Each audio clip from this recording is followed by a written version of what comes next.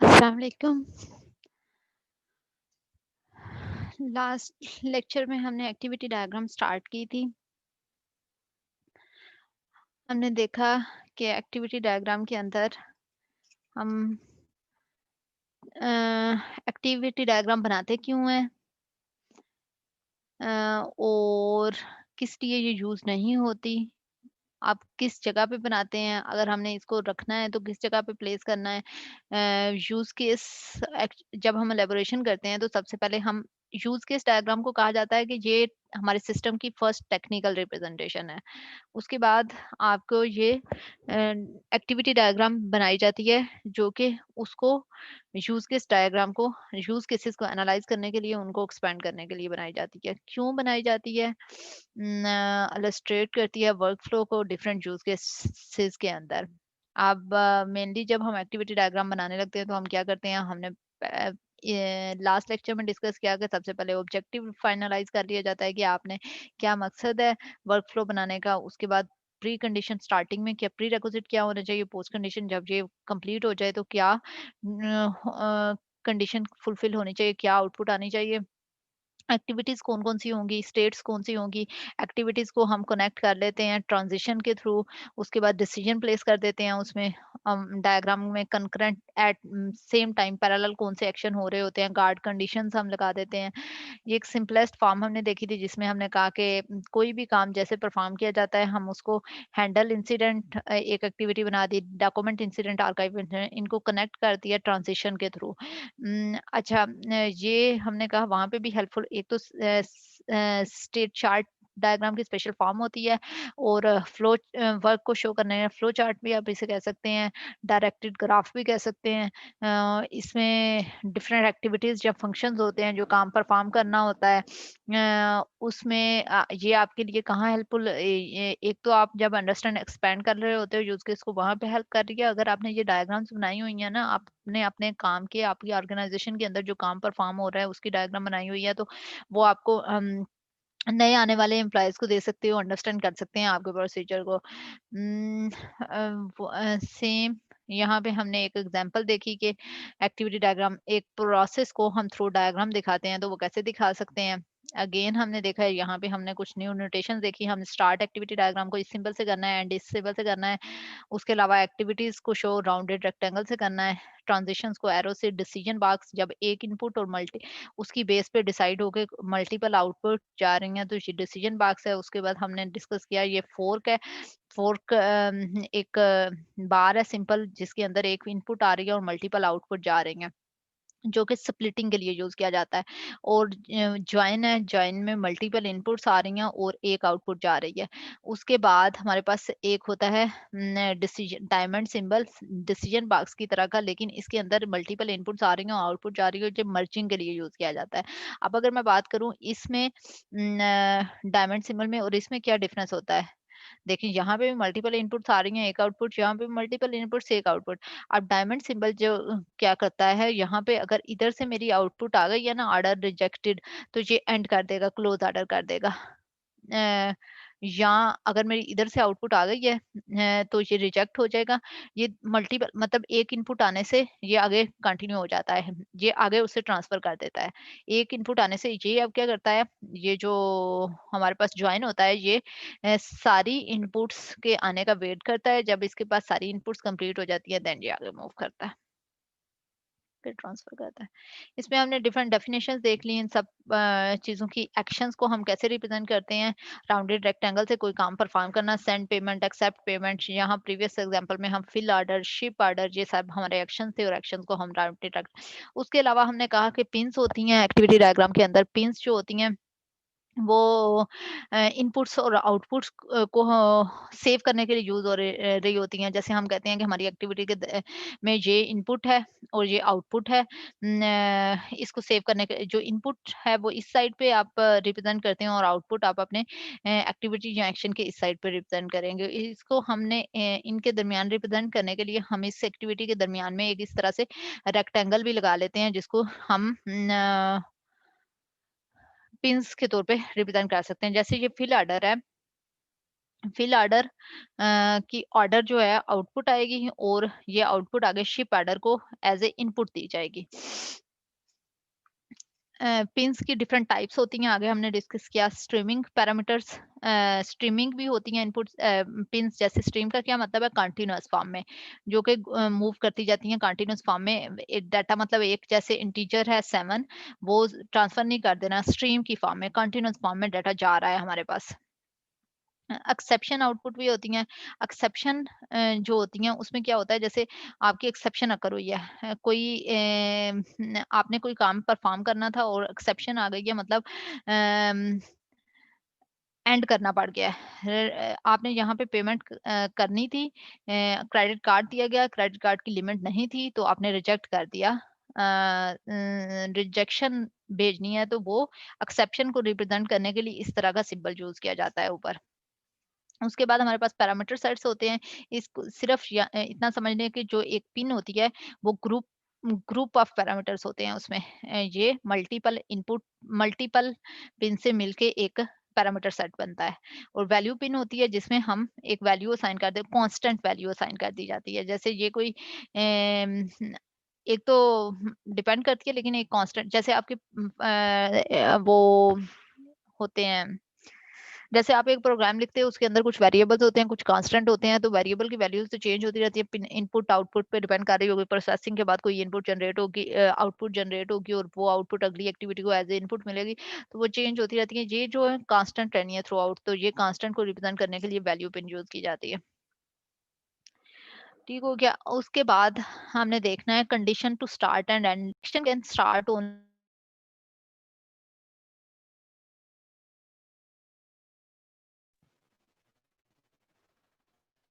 Condition to start and end action. Action कब start हो सकता है? An action can start only if all the non stream inputs have arrived और at least one stream input. एक action जो है वो स्टार्ट कब होता है? एक एक्टिविटी बनी हुई है, जैसे मैं इधर प्रीवियस एग्जांपल में देखा था, ये एक एक्टिविटी है, इसके ऊपर ये आपकी इनपुट ये पिन है। अगर मेरी ये एक्शन कब स्टार्ट होगा? जब मेरी सब इनपुट्स आ जाएंगी या नॉन स्ट्रीमिंग इनपुट्स, जो कि इनपुट्स हैं, या अगर स्ट्रीमिंग है जो कि कंटिन्यूअस फॉर्म में आ रही हैं और प्रोसेसिंग हो रही है और आगे जनरेट हो रही हैं, तो उसमें से अगर मेरी पहली आ जाएगी तो all non stream inputs have arrived और at least one streamed input have arrived. अगर इनमें से आ जाएगी तो हमारा एक्शन स्टार्ट हो जाता है। और एक्शन कब फिनिश होता है? All inputs have arrived streaming inputs, all non-streaming and non-exception output are an exception output have been provided। आपकी सारी इनपुट्स आ गई हों, स्ट्रीमिंग और नॉन स्ट्रीमिंग दोनों आ चुकी होंगी, और आउटपुट भी non streaming non exception output generate हो चुकी होगी, तो आपका सेक्शन जो होगा वो हमारी एक्शन कंप्लीट हो जाएगा। Prevent deadlock, an input pin of an action can not accept tokens until all the input pins of the action can accept them। Deadlock आपने देखा होगा, डेडलॉक अकर हो जाते हैं। डेडलॉक्स को प्रिवेंट करने के लिए हम क्या कर सकते हैं? यहाँ पे बताया कंपोनेंट ऑफ ए, अच्छा यहाँ पे एक मिस्टेक है, ये component of use case diagram नहीं है, बल्कि अपलोड करते हुए यहाँ पे मिस्टेक हो गई है। यहाँ पे बताया गया है एक एक्टिविटी जो होती है उसमें क्या क्या होता है। इसको मैं अपडेट करती हूँ कि an activity is the specification of parameterised behaviour as the coordinated sequences of subordinate units whose individual elements are action। अच्छा, इसमें क्या हो रहा है, आपकी एक एक्टिविटी जो है, ये एक्टिविटी नोड्स को भी रिप्रेजेंट कर रहे होते हैं। एक एक्टिविटी के अंदर जो एक्शंस है ना, डिफरेंट इवेंट्स डिफरेंट स्टेट्स में एग्जिस्ट कर सकती हैं। अब यहाँ पे किस स्टेट में जो इनपुट होते हैं, मल्टीपल पैरामीटर फॉर्म में भी इनपुट हो सकते हैं, जैसे मैंने पैरामीटर वाली पिन्स आपको बताई थी, और आउटपुट भी जनरेट कर सकती है पैरामीटर फॉर्म में। अब इसके अंदर मल्टीपल एक्शंस हो सकते हैं, मल्टीपल एक्शंस परफॉर्म होते हैं। जो राउंडेड होती है, हम इसको एक्टिविटी कह रहे हैं। इसके दरमियान जो ट्रांजिशंस है उसको एरो से शो किया जा रहा है। An action can invoke an activity to describe its actions more finely. Action can invoke an activity, एक एक्शन जो है वो एक्टिविटी को इन्वोक कर सकता है। fill order. This action invoke the activity fill order. Fill order action क्या होता है जो कि एक्टिविटी को इन्वोक कर रहा होता है। ये हमारे पास एक्टिविटीज होती हैं जब वो इन्वोक हो जाती हैं तो। अच्छा, एक्टिविटी नोड्स, एक्टिविटी के अंदर कौन कौन से नोड्स होते हैं? Different type of node exist करते हैं एक्टिविटी के अंदर। अब मैंने पहले आपसे कहा था कि जो राउंडेड रेक्टेंगल होती है उसको हम एक्शन नोड, एक्शन कह रहे हैं, फिर हम कह रहे हैं उसी को हम एक्टिविटी भी कह रहे हैं। तो हम यहाँ पे डिस्क्राइब करेंगे कि एक्टिविटी नोड्स कौन कौन से होते हैं। डिफरेंट टाइप्स के होते हैं, 3 टाइप्स हम डिस्कस करेंगे, action nodes, control nodes and object nodes. Action nodes क्या होते हैं? एग्जीक्यूट एक्शन, जैसे आपको कोई काम करना है, कोई इवेंट अकर होना है, कोई काम करना है, इस नाम से आपको जाहिर है, तो हम इसे एग्जीक्यूटेबल एक्टिविटी नोड कहेंगे। इसको हम कैसे रिप्रेजेंट करते हैं? राउंडेड रेक्टेंगल से। रिप्रेजेंट द ट्रांसफॉर्मेशन और process in the model system. कोई एक्शन रिप्रेजेंट करता है ट्रांसफॉर्मेशन को और प्रोसेसेस को इन द मॉडल सिस्टम। जो आप सिस्टम बना रहे हो उसके अंदर कोई ट्रांसफॉर्मेशन या कोई प्रोसेस को रिप्रेजेंट करता है। एक्टिविटी के अंदर 3 टाइप के नोड्स होते हैं। एक होता है एक्शन नोड, जिसको आप कोई काम को परफॉर्म करने की, कोई एक्टिविटी जिसको शो कर रही होती है। जैसे मैंने रजिस्टर कोर्स करना है, रजिस्टर कोर्स यहाँ पे आएगा। रिपोर्ट जनरेशन वो यहाँ पे आएगी। लॉगिन परफॉर्म करना है, यहाँ पे आएगा। तो जो ट्रांसफॉर्मेशन होती है, कोई एक्शन होना होता है, उसको हम एक्टिविटी कह रहे हैं, और एक्शन नोड कह रहे हैं, उसको रिप्रेजेंट किया जाता है राउंडेड रेक्टेंगल। दूसरा है कंट्रोल नोड। कंट्रोल नोड क्या होता है? कंट्रोल नोड्स जो होते हैं वो आपके एक्टिविटी फ्लो को दिखा रहे होते हैं डिफरेंट एक्टिविटी डायग्राम के अंदर। डिफरेंट एक्शन नोड्स जैसे आपके हैं उनके दरमियान फ्लो को रिप्रेजेंट कर रहा था। Coordinate flows in an activity diagram between other nodes.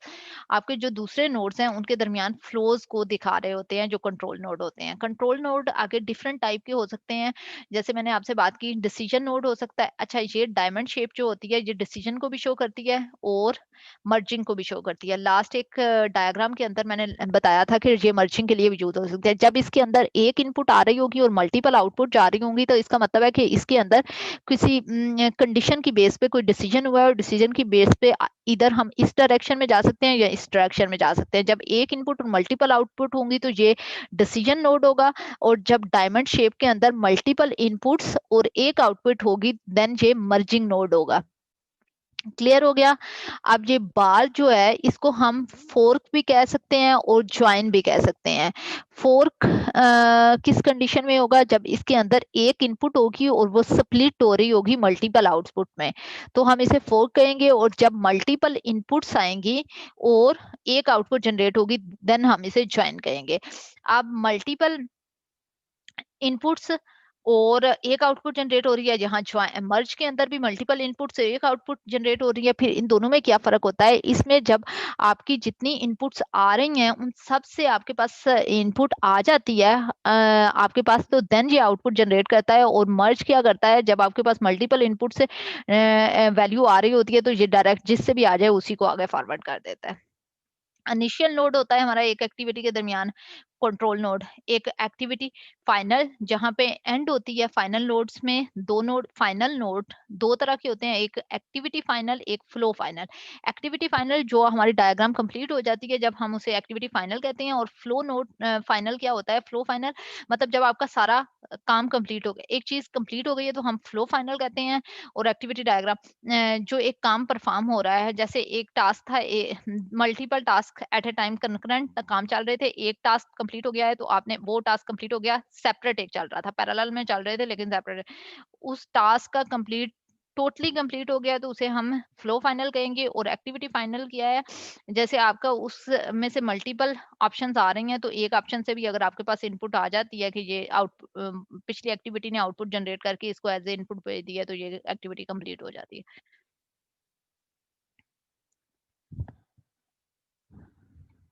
उसके बाद हमारे पास थर्ड ऑप्शन है ऑब्जेक्ट नोड्स की।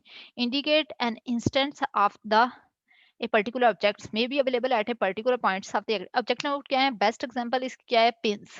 पिंस आपकी जो है, जो इनपुट्स और आउटपुट्स एक एक्शन के साथ, एक एक्टिविटी के साथ जो इनपुट्स और आउटपुट एसोसिएट होती हैं, उनको यहाँ जिसमें सेव किया जा रहा होता है, वो हमारे ऑब्जेक्ट नोड्स होते हैं। एक्टिविटी नोड्स 3 तरह के हैं, ये माइंड में रखना है। Action, control and object. Action nodes कौन से हैं? जो कोई काम परफॉर्म करते हैं, जैसे send, receipt, accept receipt, register course, for example upload assignment. ये डिफरेंट टाइप के एक्शंस हैं। कंट्रोल नोड्स क्या हैं? जो कि डिफरेंट एक्टिविटीज के दरमियान ट्रांसफर कर रहे होते हैं, फ्लो को कंट्रोल कर रहे होते हैं। उसमें decision node, merge node, fork, join, initial node, activity final, flow final, ये हमारे कंट्रोल नोड्स के अंदर आते हैं। ऑब्जेक्ट नोड्स क्या होते हैं? फॉर एग्जांपल पिंस, जो कि इनपुट्स और आउटपुट एसोसिएट कर रही होती हैं। अब हमने नोड्स की बात कर ली, एक्टिविटी नोड्स की हमने लास्ट में बात की कि ये 3 तरह के होते हैं, इसमें ये ऑप्शन है हमारे पास। अब हम एक्टिविटी एजेस की बात करते हैं। एजेस क्या होते हैं? जो कि डायरेक्टेड कनेक्शन होते हैं। डायरेक्टेड ग्राफ भी हम इसको कह रहे होते हैं कि अनडायरेक्टेड नहीं होता, फ्लो एक तरफ जा रहा होता है जिसको डायरेक्शन में एरो से शो किया जाता है। सोर्स एंड टारगेट, एक सोर्स होता है, जैसे यहाँ पे फिल आर्डर सोर्स है और टारगेट हमारा शिप आर्डर है, यहाँ से कोई चीज इधर को जा रही है। Any number of token can pass along the edge in group at one time or individually at the different time। यहाँ पे कंटिन्यूस इस फॉर्म में भी जा सकते हैं कि हमारे इस पे कंटिन्यूसली डाटा जा रहा है, टोकन्स जा रहे हैं, या फिर हम एक एट ए टाइम भी जा सकता है। आप एजेस को वेट भी असाइन कर सकते हैं। सिंपल एजेस भी होते हैं, ठीक। हम इनको वेट भी असाइन कर सकते हैं। वेट असाइन करने के लिए आप वेट दे देते हो। फॉर एग्जांपल, इसकी एग्जांपल किस तरह से आपको दी हुई है? जैसे फॉर एग्जांपल मैंने एक क्रिकेट प्लेयर है और टीम बनानी है। एक हमारे पास क्रिकेट प्लेयर है, ये क्या चीज है? ये देखें, ये राउंडेड नहीं है, इसका मतलब है ये डाटा सेव हुआ हुआ है। ये हमारे पास पिन है जिसके अंदर हमारे पास क्या पड़ा हुआ है? प्लेयर्स पड़े हुए हैं सारे। अब हमने क्रिकेट टीम बनानी है। अब ये हमारे पास एक एक्टिविटी है जिसने क्रिएट करनी है क्रिकेट टीम को। अब क्रिकेट प्लेयर कितने हो सकते हैं? 11, 12 तो नहीं हो सकते। क्रिकेट की टीम के अंदर 11 प्लेयर्स होते हैं, तो ये इसको हमने वेट असाइन कर दिया कि इस यहाँ से 11 इनपुट से ही आ सकती हैं। अब यहाँ पे क्या है, एक हमने कहा कि स्ट्रीम की फॉर्म में भी आ सकते हैं, मल्टीपल भी आ सकते हैं, ग्रुप की फॉर्म में भी आ सकते हैं, सिंगल भी आ सकते हैं, और हम इनको वेट भी असाइन कर देते हैं जिनमें हम टारगेट बता देते हैं कि इतनी दफा ही इतने नंबर ऑफ इनपुट्स ही ये ले सकता है। इसकी एक एग्जांपल ये दी है, एक और एग्जांपल दे दी हुई है यहाँ पे। टू काइंड एजेस, जैसे हमने एक्टिविटी नोड्स की 3 काइंड पढ़ी कि कंट्रोल नोड्स होते हैं और ऑब्जेक्ट नोड्स होते हैं और एक्शन नोड्स होते हैं। अब हमने कहा एजेस हमने देखा क्या होते हैं, और फिर हमने देखा जो कि फ्लो ट्रांसफर कर रहे होते हैं एक एक्टिविटी से दूसरी एक्टिविटी में। अब एजेस की 2 टाइप्स होती हैं, कंट्रोल फ्लो एजेस होते हैं और ऑब्जेक्ट फ्लो एजेस होते हैं। कंट्रोल फ्लो एजेस क्या करते हैं? सिंपली उन्हें सिंगल आप एरो के साथ शो कर रहे हो। ये क्या है? कंट्रोल को फ्लो कर रहे हैं, एक एक्टिविटी से दूसरी एक्टिविटी के पास कंट्रोल चला गया। फॉर एग्जांपल अभी हम जैसे हमने एक जगह पे कहा था, एक क्लास की मल्टीपल स्टेट्स होती हैं और मल्टीपल स्टेट में से एट ए टाइम एक एक्टिव स्टेट होती है और बाकी सारी पैसिव स्टेट होती हैं। ये बात कहीं पे आपको याद हो अगर, तो हमने ये बात की थी।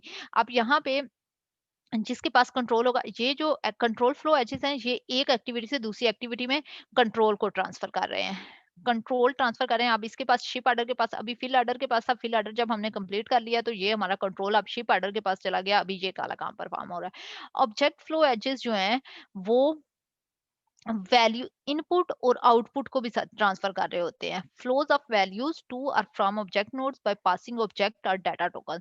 ये जो ऑब्जेक्ट नोड्स हैं, ये हमारे पास जो पिंस हैं, पिंस से वैल्यू लेके और आगे अगले वाली पिन को, जैसे इसने एक आउटपुट जनरेट की, ऑर्डर की। अब इसने सेंड कस्टमर को करना है, तो ये यहाँ से लेके यहाँ इसको एज ए इनपुट दी है, तो ये वाली क्या होती है? ये काम ऑब्जेक्ट फ्लो एजेस कर रहे होते हैं। एक तो होता है सिंपल जिसमें पिंस का कॉन्सेप्ट नहीं है, जहाँ पे वैल्यूज की बात नहीं हो रही, कंट्रोल एक एक्टिविटी से दूसरे एक्टिविटी, एक एक्शन से दूसरे एक्शन, ये एक्शन परफॉर्म हो रहा है, उसके बाद ये एक्शन कंट्रोल जहाँ पे ट्रांसफर हो गया।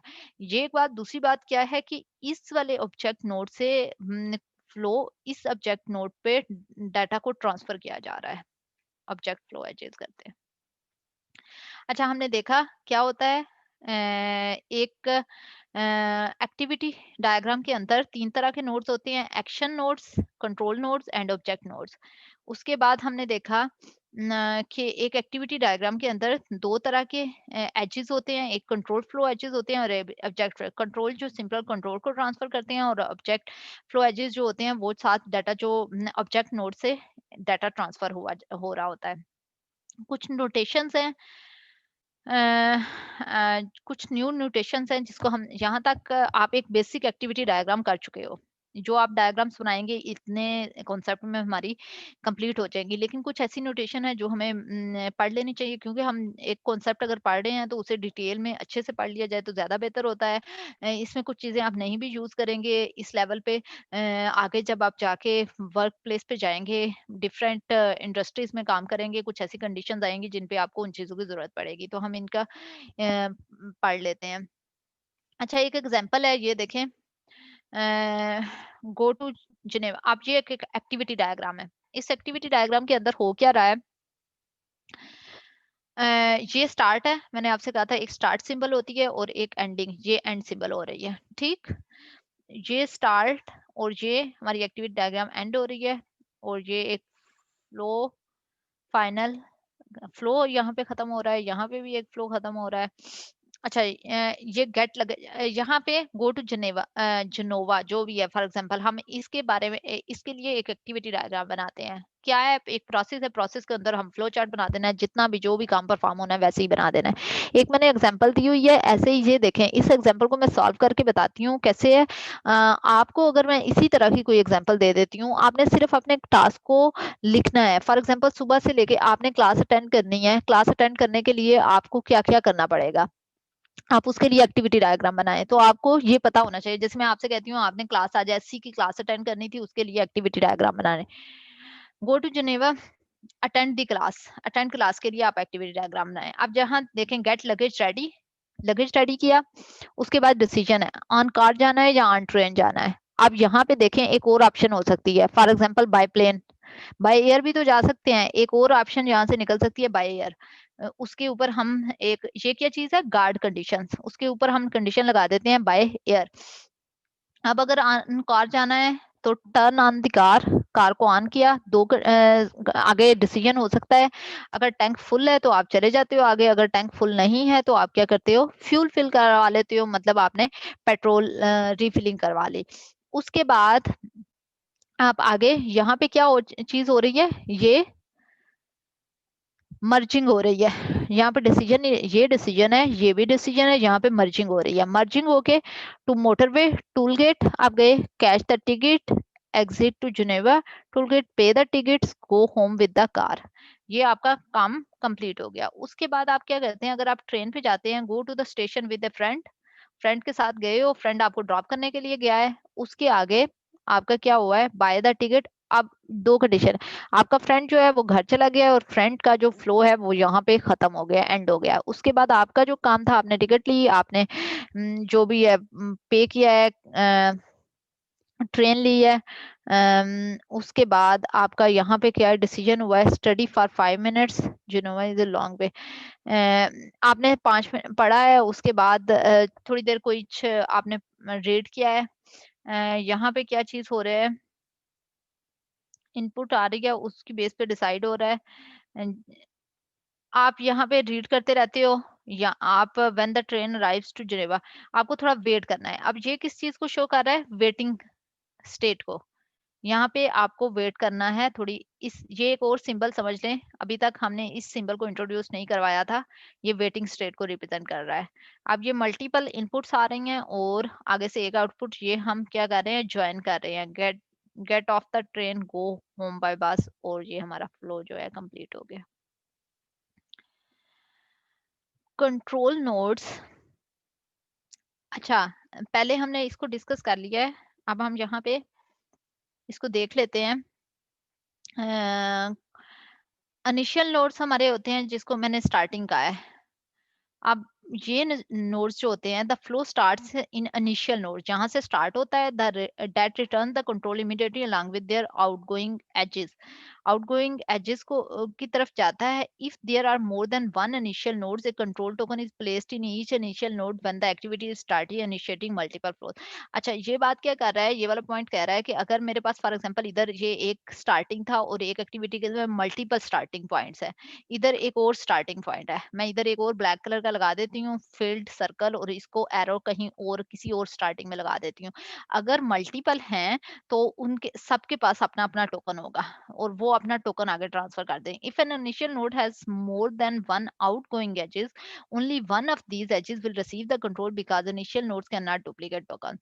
अगर ये एक क्या कंडीशन, 2 कंडीशन हमने डिस्कस की। हमने कहा है ये स्टार्टिंग नोड होता है, इसको हम इनिशियल नोड कहते हैं, यहाँ से एक्टिविटी डायग्राम स्टार्ट होती है। इनिशियल नोड के मल्टीपल इनिशियल नोड्स भी हो सकते हैं। मल्टीपल इनिशियल नोड्स जहाँ पे होंगे वो अगर कंट्रोल को ट्रांसफर करेंगे, उस मल्टीपल इनिशियल नोड्स के केस में हम क्या करेंगे, वो उनके पास मल्टीपल टोकन्स हो सकते हैं और मल्टीपल टोकन्स को वो ट्रांसफर कर देते हैं, मल्टीपल फ्लो स्टार्ट हो जाती हैं एक्टिविटीज। सेकंड ऑप्शन हमारे पास क्या थी, हम अगर मल्टीपल यहाँ पे हमारे पास अगर एक होता है, एक अगर इनिशियल नोड है और उसमें से मल्टीपल ऑप्शंस हमारे पास जा रहे हैं, आउटपुट एजेस जा रहे हैं, तो इनमें अगर मल्टीपल इनिशियल नोड्स हैं तो वो सबके पास अपना अपना टोकन होगा और वो अपना टोकन आगे ट्रांसफर कर देगा। दूसरे उसमें क्या होगा,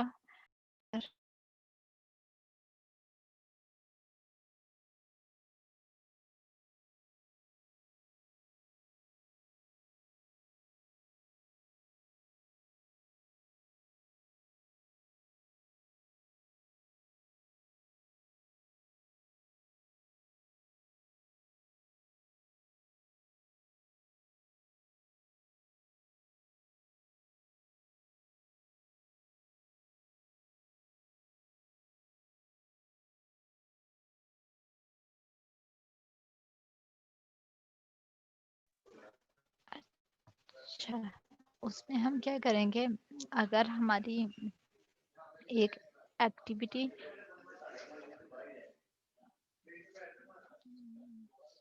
चलें यहाँ अगर हमारी, हम बात डिस्कस कर रहे थे कि हमारा एक नोड अगर होता है, इनिशियल नोड मल्टीपल होते हैं तो उससे फ्लो हर के पास टोकन होगा और अगले के पास चला जाएगा। और अगर हमारा इनिशियल नोड सिंगल है और वो मल्टीपल आउटपुट में जा रहा है तो इसके पास जस्ट एक टोकन है और वो टोकन या तो इसको दे सकता है या फिर इस ऑप्शन को दे सकता है, दोनों को एट अ टाइम नहीं चल सकते, क्योंकि इनिशियल नोड के पास एक टोकन होता है और वो टोकन को डुप्लीकेट नहीं कर सकता। उसके बाद डिसीजन नोड्स, डिसीजन नोड्स में हमने बात की है कि डिसीजन क्या होता है, डायमंड शेप से हम रिप्रेजेंट करते हैं। इसमें एक इनपुट होती है, उसके बाद उसकी बेस पे डिसाइड होता है कि क्या आउटपुट जनरेट होगी, हम उसकी बेस पे डिसाइड करते हैं। यहाँ पे अब यहाँ पे जब इसकी बेस पे डिसाइड होता है आउटपुट, किस रूट को हमने फॉलो करना है। फॉर एग्जांपल ऑथेंटिकेशन हो रही है, अगर यूजर आईडी पासवर्ड एंटर करते हैं तो अगर पासवर्ड ट्रू है तो हम इस डायरेक्शन में जाएंगे, अगर रॉन्ग है तो इस डायरेक्शन में जाएंगे। यहाँ पे मल्टीपल जरूरी नहीं है दो ही ऑप्शन होंगी, मल्टीपल ऑप्शंस भी हो सकती हैं। फॉर एग्जांपल जे इन तीनों में से कोई भी ऑप्शन आप फॉलो कर सकते हैं। अच्छा, इसके ऊपर डिसीजन पे हम गार्ड भी ये इसकी ये जो है इसी के लिए हमने एग्जांपल रिवीजन, आगे आपको जो चीजें नजर आएंगी इसमें मैंने उस एग्जांपल को शो किया हुआ है। यहाँ पे रिसीव ऑर्डर है, रिसीव ऑर्डर डिसीजन होता है, ऑर्डर रिजेक्ट या एक्सेप्ट हो सकता है। अगर एक्सेप्ट होगा तो फिल कर लेंगे, रिजेक्ट होगा तो क्लोज हो जाएगा, ये दोनों डिसीजन। अब इसको गार्ड कहा जाता है। एक इसी डिसीजन को हमने एक और एग्जांपल में दिखाया है। एक और एग्जांपल में किस तरह से रिप्रेजेंट किया हुआ है, आप इंसिडेंट ओपन करते हो, उसके बाद डिसीजन होता है, डिसीजन की बेस पे हम क्या करते हैं, अगर इंसिडेंट जो है वो लो प्रायोरिटी का है तो आप उसे रिसोर्सेज एलोकेट कर दोगे, खुद से रिसोर्सेज एलोकेट। अगर फायर एंड हाई प्रायोरिटी या कुछ भी अगर हुआ है तो वो आप नोटिफाई कर दोगे। अम, अम, फायर चीफ को और एलोकेट रिसोर्सेज कर दोगे। अगर डिसीजन हमारे पास फायर नहीं है और हाई प्रायोरिटी है, फिर आप नोटिफाई पुलिस को कर देते हो और एलोकेट रिसोर्सेज कर देते हो। ये हमारे पास ऑप्शंस हैं कि हम इंसिडेंट्स को क्या-क्या कर सकते हैं। एक इंसिडेंट है, वो स्टार्ट हुआ है तो उसकी बेस पे हमारी कंडीशन की बेस पे डिसाइड होता है कि अगर वो लो प्रायोरिटी का है तो क्या होगा। अगर वो एलोकेट रिसोर्सेज अगर लो प्रायोरिटी है तो उसे कुछ भी नहीं करना, किसी को इन्फॉर्म नहीं करना, आपने रिसोर्सेज खुद से दे देने हैं। अगर हाई प्रायोरिटी है, फायर है और हाई प्रायोरिटी है तो आपने चीफ फायर चीफ को इन्फॉर्म करना है, और अगर फायर नहीं है और हाई प्रायोरिटी है तो आपने पुलिस को इन्फॉर्म करना है और एलोकेट रिसोर्सेज कर देना है। डिसीजन नोड को हम एज ए मर्ज नोड भी यूज कर सकते हैं। पहले भी हमारी बात हुई है, जब हम उसे as a merge node use करेंगे तो उसका क्या मतलब है, मल्टीपल इनपुट्स आ रही हैं और एक आउटपुट जा रही है, किसी एक इनपुट आने से भी आगे ये ट्रांसफर कर देगा। फॉर एग्जाम्पल अब यहाँ पे ये क्या है, ये डिसीजन हो रहा है। अब हम इस दोनों केसेस में देखते हैं, जब ये डायमंड शेप जहाँ पे डिसीजन है क्योंकि एक इनपुट आ रही है और एक्सेप्टेड रिपेयरेबल एल्स ये ऑप्शन बुक होती है, और मल्टीपल इनपुट्स आ रही हैं और उसकी बेस पे एक आउटपुट जनरेट हो रही है। यहाँ पे मर्जिंग हो रही है, यहाँ पे भी मर्जिंग हो रही है।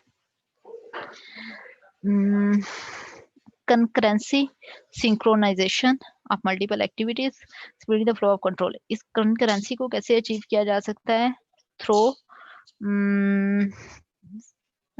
Fork and join.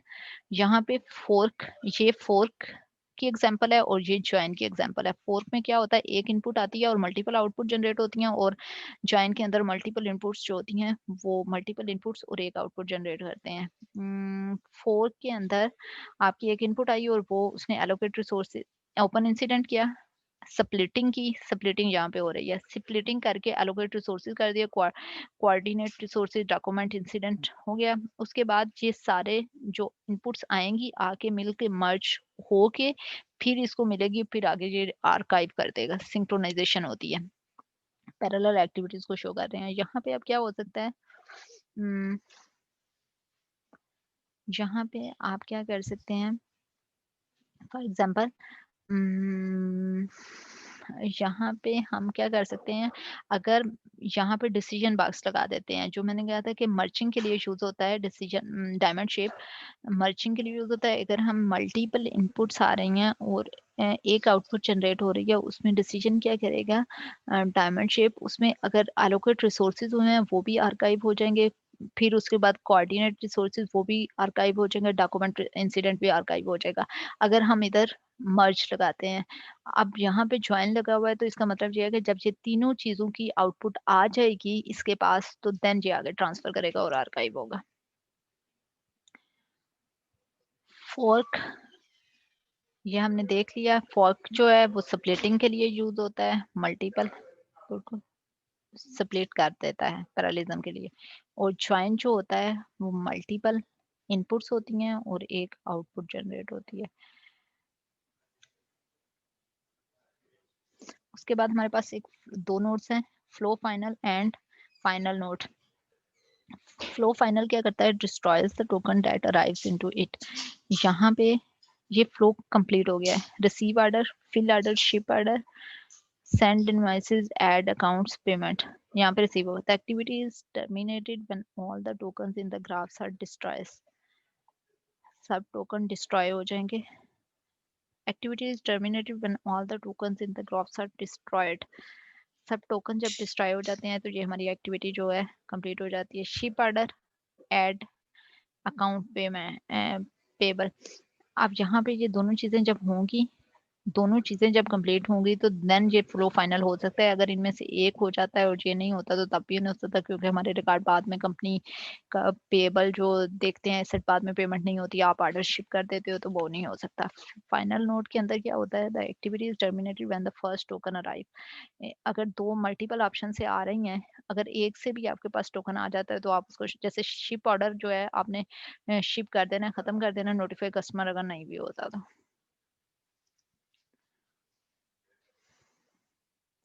Object needs कौन से होते हैं, हमने एग्जांपल देखी, जो डाटा सेव कर रहे होते हैं, जो इनपुट और आउटपुट को सेव कर रहे होते हैं। बफर, अच्छा ये 4 टाइप्स के होते हैं, अब इनकी हम 4 काइंड्स देख लेते हैं। एक एक्टिविटी पैरामीटर नोड, पिन्स और सेंट्रल बफर डाटा स्टोर।